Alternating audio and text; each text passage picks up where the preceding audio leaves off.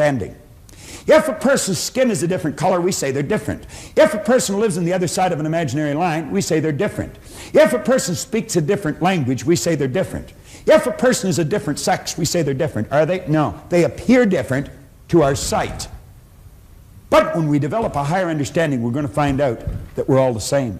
And when we start to grasp that, then we can start to take action on the results we want. As we see a person getting better results, we can watch and see how they're getting them, and then we can do what they're doing. Napoleon Hill says it pays to know how to buy knowledge. I'm going to tell you the best money you have ever invested is in this seminar. And I'm not saying that because I'm selling it or I'm doing it. And I'm not saying that because John's selling it or John's doing it. I'm not saying that at all. I'm saying that because I've studied thousands of seminars, and what we've done is take the very best out of them all and put them in this. When this was introduced to you early this morning, this was advertised as the most effective personal development seminar in the world today. It is, so far as I know. And I'm going to tell you, I've been to a lot of them. And it is because we give you a picture and then we show you how to change things. Well, Dr. Fleet said if we're going to see health, we're going to have to give a person an image of the other side of their personality. And he said, since no one's ever seen the mind, I'm going to make a picture of the mind. Now he said, let this represent the mind. Then he said, let this represent the thing that we've given all of our attention to now, up till now, the body. And he says it's this thing here that moves into action and causes the results that we get.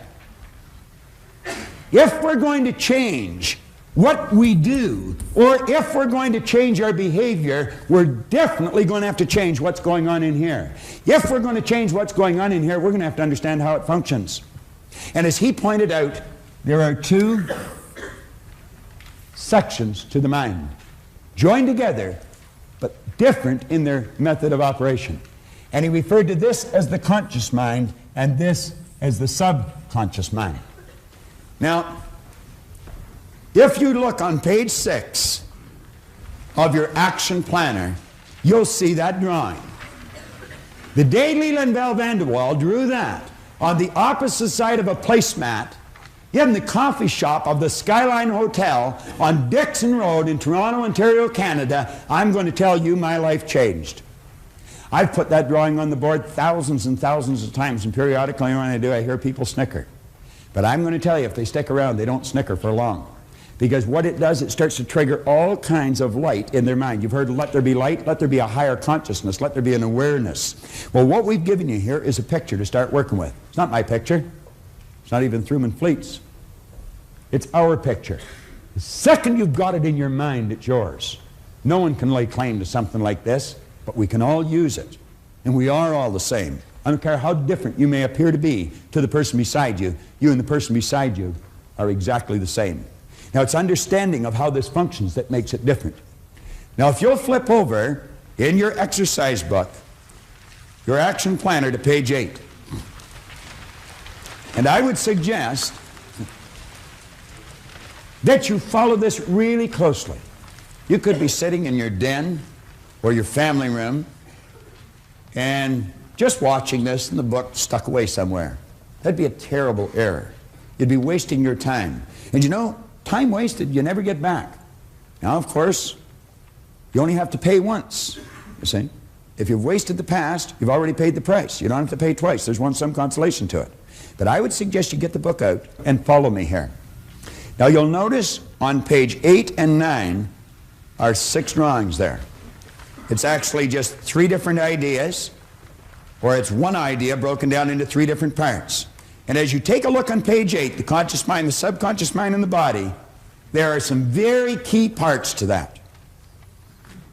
On the top drawing on page 8, we say this is the part of your mind that thinks or reasons. This is where your free will lies. Viktor Frankl wrote a magnificent book called Man's Search for Meaning. Viktor Frankl was a Jewish psychiatrist who spent the war years in a German concentration camp. And you know, I don't suppose anyone has ever been subjected to more abuse, intellectually and physically, than someone in one of those camps. I certainly couldn't even imagine it, even although he wrote it very well. But he pointed out, he said, regardless of how they chained us and abused us, They could never take control of our mind unless we chose to let them. He did not choose to let them. Viktor Frankl was a courageous man. He's lived to talk about it. He's lived to teach about it. And I'm going to tell you, he's a wise person. That's where your free will lies. You don't have to follow anybody else.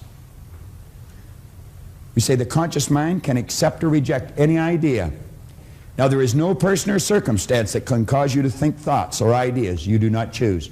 They are the most important lines that you might find in this entire program.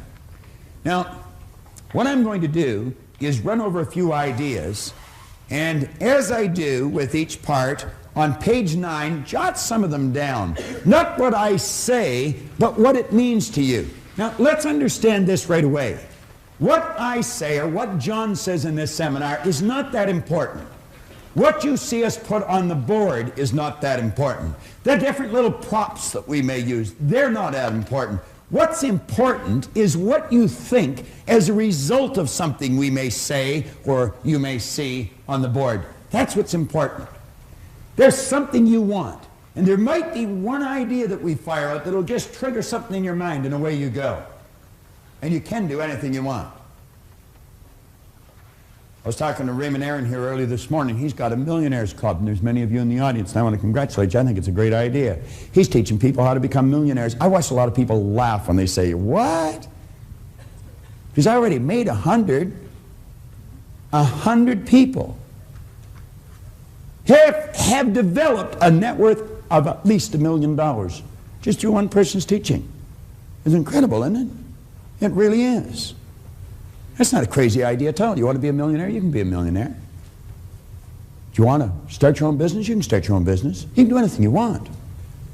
But clearly understand this. If you don't know how this works, you haven't got a snowball's chance in that hot place of doing it.